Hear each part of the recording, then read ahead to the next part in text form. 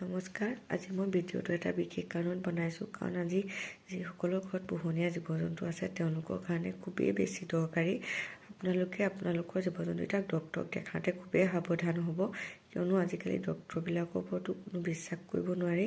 কাৰণ মোৰ দুটা কুকুৰ আছিলে, টিকু আৰু মিকু মানে কি হৈছিলে, অকল ভৰি ফাটিছিলে। আমাৰ যেনেকৈ মানুহৰ ফাটে তাৰো তেনেদৰে ঠাণ্ডা দিনত ভৰি ফাটিছিলে। আৰু ভৰি ফটাৰ কাৰণে মই মানে ভাবি আছিলোঁ ডক্তৰৰ ঘৰত তাক নিব লাগিব, কিবা এনেকৈ মলম চলম দিব নেকি, ভেচলিন লগাইছিলোঁ মই, কিন্তু ভাল হোৱা নাছিলে ঘৰত। তাৰপৰা তেনেকৈ বুলি কৈ থাকোঁতে আজি মানে আমাৰ ওচৰৰে ভেটেনেৰীখনৰ ডক্তৰ এজন আমাৰ ওচৰৰ মানুহ ঘৰলৈ আহে।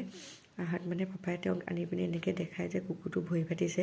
তেওঁ বুলি ক'লত তেওঁ লগালগ মানে তেওঁ বেগৰ পৰা এটা বেজী উলিয়াই পিনি দিবলৈ লওঁতে মা ভিতৰৰ পৰা আহি কয় যে এনেকৈ কুকুৰটো পেলু হৈছে নেকি। এদিন পেলু এডাল ওলাইছিলে, পেলু হোৱাৰ কাৰণে এইটো দিলে কিবা অপকাৰ হ'ব নেকি। তেওঁ ক'লে যে নাই, একো নহয়, একো অপকাৰ নকৰে, এইটো বেজি দিব পাৰিব, একোৱে হেৰি নহয়, দিগদাৰ নকৰে। সেই বুলি ক'লত তেতিয়া দিবলৈ দিলে বেজীটো দি পিনি যোৱা মানে আধা ঘণ্টাৰ পিছতে কুকুৰটো কাণকেইখন পৰি আহে। কাণকেইখন পৰি অহাৰ পিছতে মানে অকণমান পিছতে তাৰ মাথাটো পূৰা ঘূৰাইহি। মাথাটো তাক ঘূৰাইছিলে নি, বিষাইছিলে নি, কি হৈছিলে নাজানো, কিন্তু পূৰা মাথাটো ঘূৰাই আছে। তাৰপৰা অলপ দেৰি পিছৰ পৰা তাৰ পূৰা বমি হয়, মানে তাৰ পেটত একোৱে নাই, যিমান যি আছিলে চব নন ষ্টপ বমি হৈ আছে।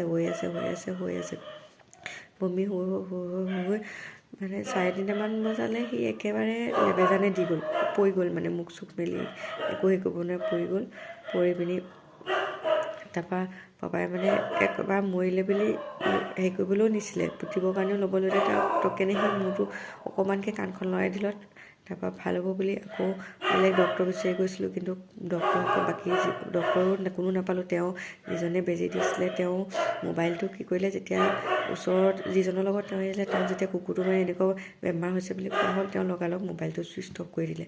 মোবাইলটো ছুইচ অফ কৰি দিয়াৰ পিছত তেওঁ ফোনত কোনো যোগাযোগ কৰিব নাপালোঁ।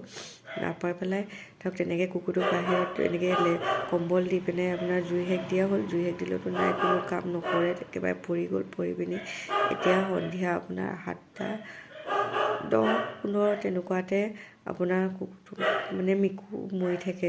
বচাব নোৱাৰিলোঁ আমি কুকুৰটোক।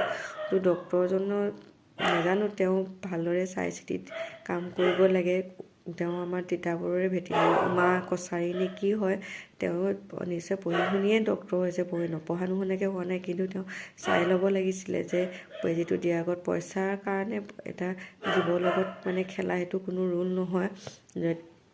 যিটো বেজিয়ে নিদিয়ক, তেওঁ ভৰি ফটাৰ কাৰণে দিয়ক বা যি হওক, কুকুৰটো চাই পেলাই বোলে এইটো কুকুৰ এইটো বেজি দিলে এনেকুৱা দিগদাৰ হ'ব, কুকুৰটো মৰি যাবও পাৰে, চান্স আছে, তেনেকুৱা বুলি কোৱা হ'লে আমি বেজীটো কেতিয়াও নিদিওঁ।